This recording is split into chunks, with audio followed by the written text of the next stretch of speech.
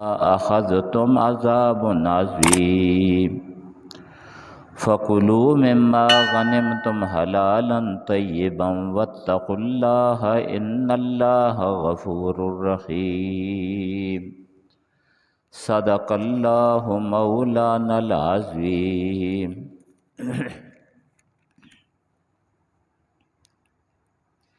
ما كان لنبي أن يكون له أسرى حتى يثخن في الأرض ما کان لنبی نہیں نبی کے لیے ان یکون لہو اسرا کہ اس کے پاس قیدی ہوں حتی یسخن فی الارض یہاں تک کہ خوب خون ریزی کر دے زمین میں تریدون عرض الدنیا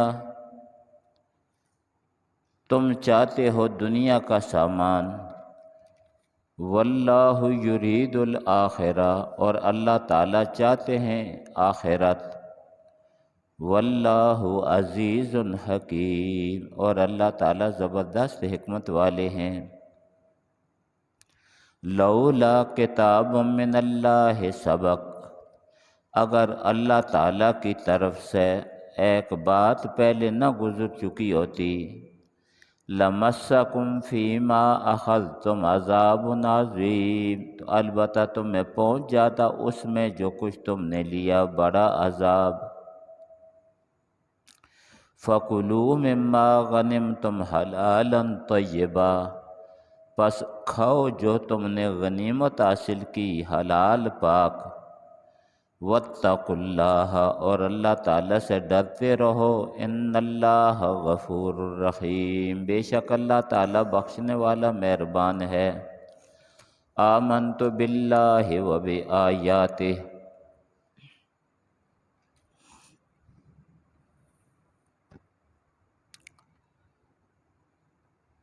بدر میں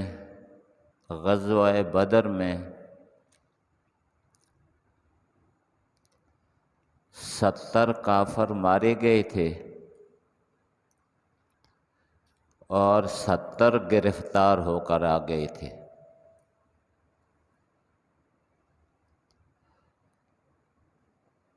صحابہ کرام کے ساتھ مشورہ ہوا کہ یہ جو گرفتار ہو کر آئے ہیں ان کے ساتھ کیسا معاملہ کرنا چاہیے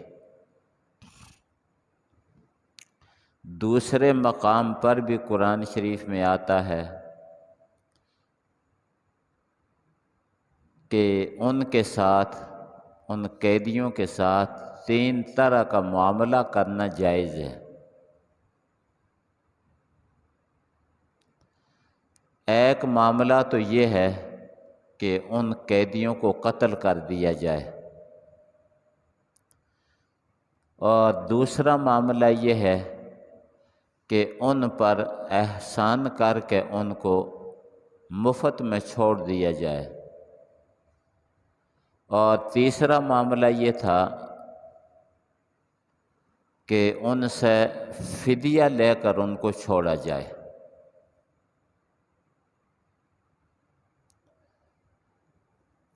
جو لوگ وہ حالات پڑھتے ہیں کہ ان کافروں نے قریش نے باقی کافروں نے مکہ مکرمہ میں مسلمانوں کے ساتھ کیا کچھ کیا مسلمانوں کی وہ تکلیفیں جن کے سامنے تھیں ان لوگوں کا مشورہ یہ ہوا کہ ان کو قتل کر دیا جائے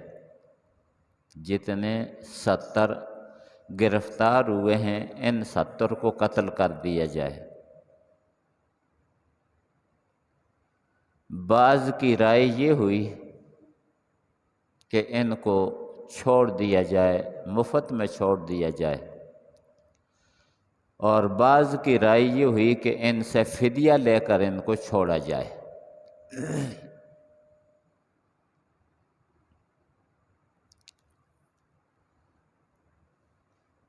زیادہ تر صحابہ کرام کی رائے یہ تھی کہ ان کو چھوڑ دیا جائے، اللہ تعالیٰ نے ہمیں فتح دے دی ہے، ان کو چھوڑ دیا جائے، ہو سکتا ہے کہ ان میں سے کوئی مسلمان ہو جائیں۔ نیت اور ارادہ ان کا بھی اچھا ہے، اور کچھ کی رائے یہ تھی کہ ان کو مفت میں چھوڑ دیا جائے، ان پر احسان کر کے ان کو چھوڑ دیا جائے کہ اس احسان کے بدلے میں یہ مسلمان ہو جائیں گے۔ نیت ان کی بھی ٹھیک تھی،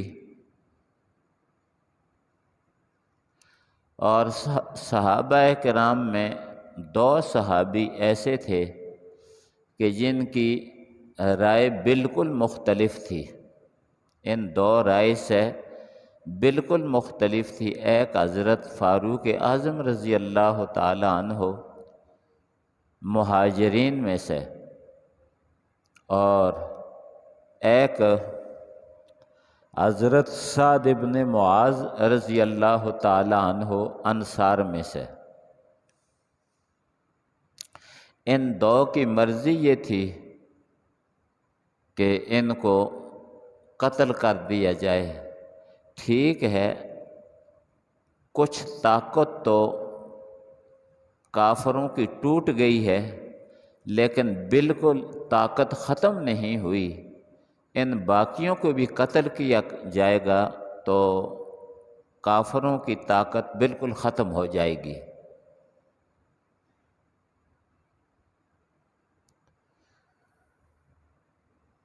حضرت عمر رضی اللہ تعالی عنہ بڑے زور سے یہ فرمایا کرتے تھے اسی مشورے کی مجلس میں کہ میرے رشتہ دار میرے حوالے کرو تاکہ ان کو میں قتل کروں، ابو بکر کے رشتہ دار ان کے حوالے کرو کہ وہ قتل کریں،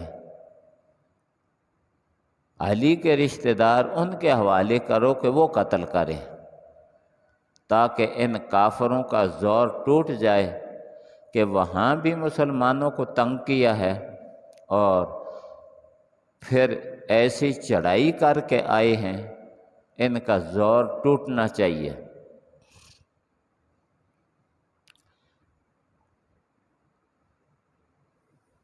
اکثر صحابہ کرام جن میں حضرت ابو بکر صدیق بھی تھے ان کی مرضی تھی کہ ان سے فدیہ لے کر ان کو چھوڑ دیا جائے۔ نبی اکرم صلی اللہ علیہ وسلم نے ان اکثر صحابہ کرام کی رائے پر عمل کرتے ہوئے ان لوگوں سے فدیہ لیا اور فدیہ لے کر ان لوگوں کو چھوڑ دیا۔ تو قرآن شریف کی یہ آیتیں اتریں جن آیتوں میں حضرت فاروق اعظم رضی اللہ تعالی عنہ اور سعد بن معاذ رضی اللہ تعالی عنہ کی رائے کی تصویب فرمائی گئی اور فرمایا گیا، حدیث شریف میں بھی آتا ہے، فرمایا گیا کہ اگر ان لوگوں کی رائے باقی صحابہ سے خلاف نہ ہوتی تو سب پر اللہ تعالیٰ کا عذاب آ جاتا، لیکن ان 2 کی رائے باقی اکثر صحابہ کرام کے خلاف تھی۔ صحابہ کرام باقی صحابہ کی رائے یہ کہ ان کو فدیہ لے کر چھوڑ دیا جائے، اور حضرت عمر کی رائے، حضرت سعد ابن معاذ کی رائے یہ تھی کہ ان کو قتل کیا جائے اور اپنے رشتہ دار ہمارے حوالے کیے جائیں تاکہ ان ظالموں کو ہم خود سزا دیں۔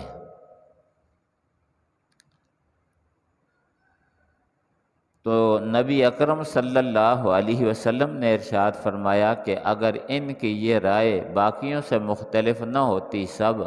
ایک ہی طرح ہوتے تو سب پر اللہ تعالیٰ کا عذاب آ جاتا، اللہ کا عذاب قریب آ گیا تھا، لیکن ان کے اس اختلاف کی وجہ سے اللہ تعالیٰ کا عذاب ٹل گیا۔ اور یہ بھی تھا کہ یہ چونکہ پہلا معاملہ تھا اسلام میں، پہلا معاملہ تھا، اس طرح اس سے پہلے قیدی نہیں آئے تھے، تو اس پہلے معاملے کی وجہ سے پہلے کوئی حکم نہیں آیا تھا۔ اگر اللہ تعالیٰ کی طرف سے ایسا حکم آیا ہوتا پھر یہ لوگ مخالفت کرتے تو ان پر اللہ تعالیٰ کا عذاب آ جاتا، لیکن پہلے اللہ تعالیٰ کی طرف سے ایسا حکم نہیں آیا تھا تو اس لیے ان پر اللہ تعالیٰ کا عذاب نہیں آیا۔ تو اس چیز کو بڑی سختی کے ساتھ یہاں بیان فرمایا، ارشاد فرمایا ما کان لنبی ان یکون لہ اسری حتی یثخن فی الارض، فرمایا نبی کے لیے یہ جائز نہیں تھا کہ بغیر خون بہائے ان کو چھوڑ دیا جائے، ان کا خون بہانا چاہیے تھا، چونکہ ظاہر میں صورت یہ تھی مفت میں نہیں چھوڑا تھا، ان سے فدیہ لیا تھا، تو غرض جن لوگوں نے فدیہ لیا یا فدیہ کی رائے دی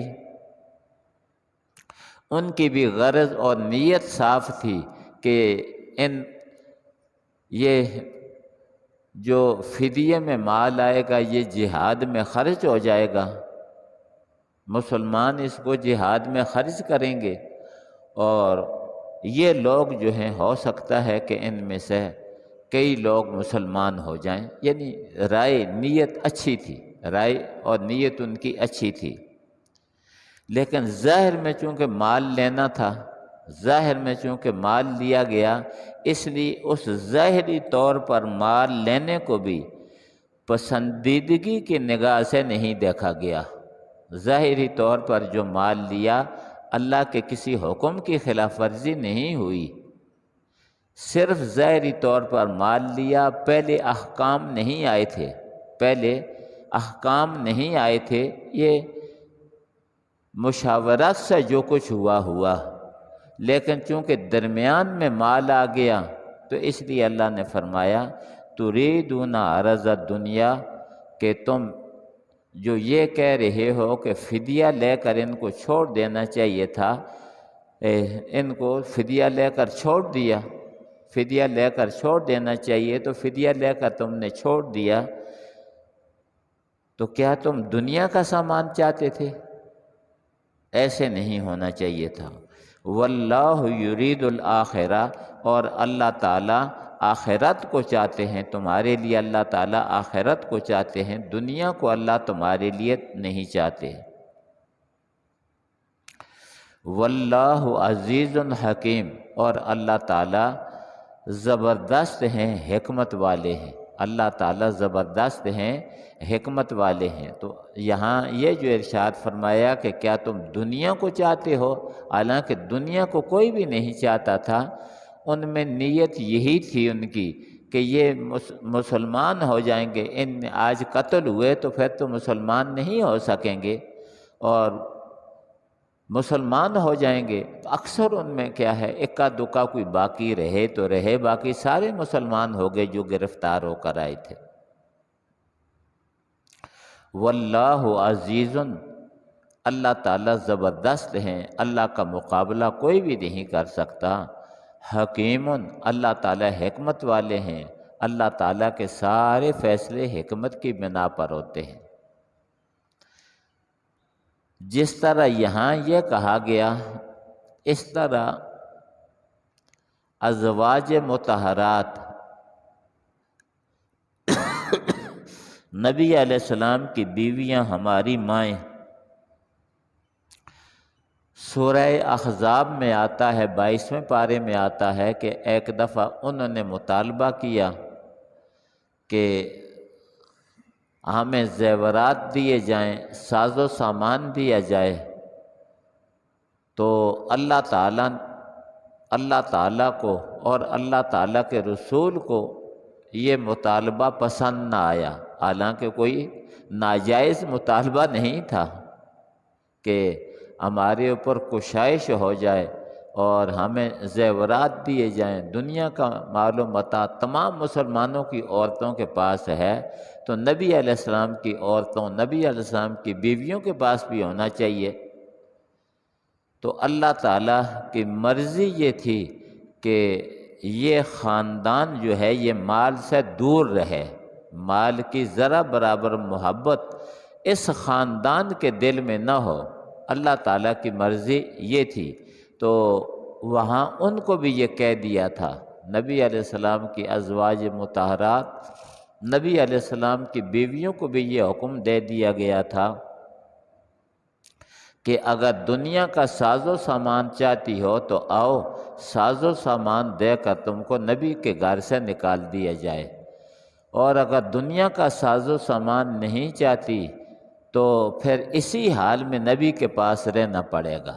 تو سب نے یہ کہا کہ ہم دنیا کا ساز و سامان نہیں چاہتی، اسی حال میں ہم نبی کے پاس رہنا چاہتی ہیں۔ تو وہاں بھی جو مطالبہ تھا تو مطالبہ ناجائز نہیں تھا، لیکن اللہ تعالیٰ دنیا کی محبت، دنیا کا خیال ہی ازواج مطہرات کے دل سے نکالنا چاہتے تھے۔ تو یہاں بھی یہ جو فدیے میں مال لیا گیا، یہاں میں یہ جو فدیے میں مال لیا گیا بظاہر یہ دنیا نظر آتی ہے، تو اس لیے یہ تنبیہ آئی، کیونکہ ان لوگوں کے درجات بہت بلند تھے، ان لوگوں کے درجات بہت بلند تھے، تو اس وجہ سے چھوٹی چھوٹی باتوں پر بھی ان کو تنبیہ ہوتی تھی، چھوٹی چھوٹی باتوں پر بھی انہیں تنبیہ ہوتی تھی، کیونکہ ان کے درجات اور ان کا مقام بہت بلند تھا۔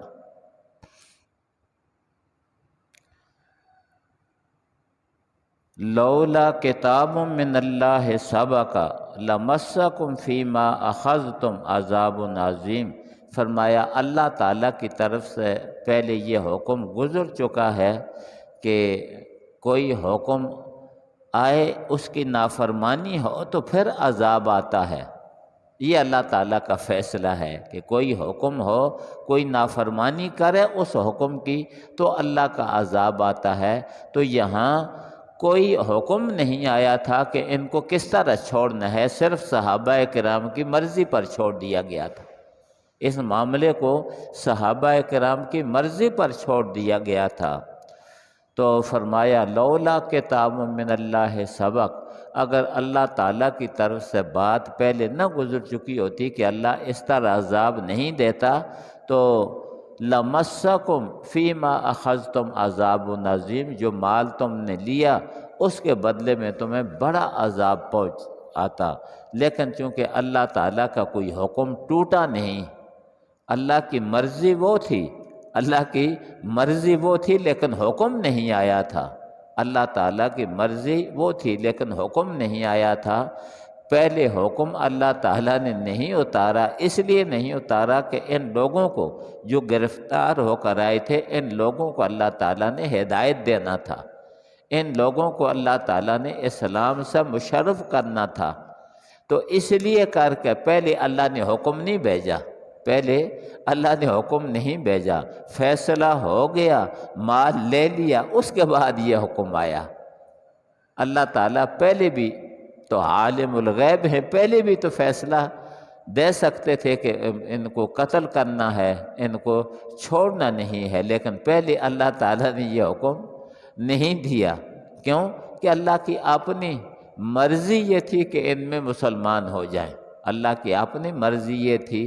اللہ تعالیٰ حکمت والے ہیں، اللہ کی حکمت یہ تھی کہ مسلمان ہو جائیں، بڑے بڑے صحابہ مسلمان ہوئے۔ اب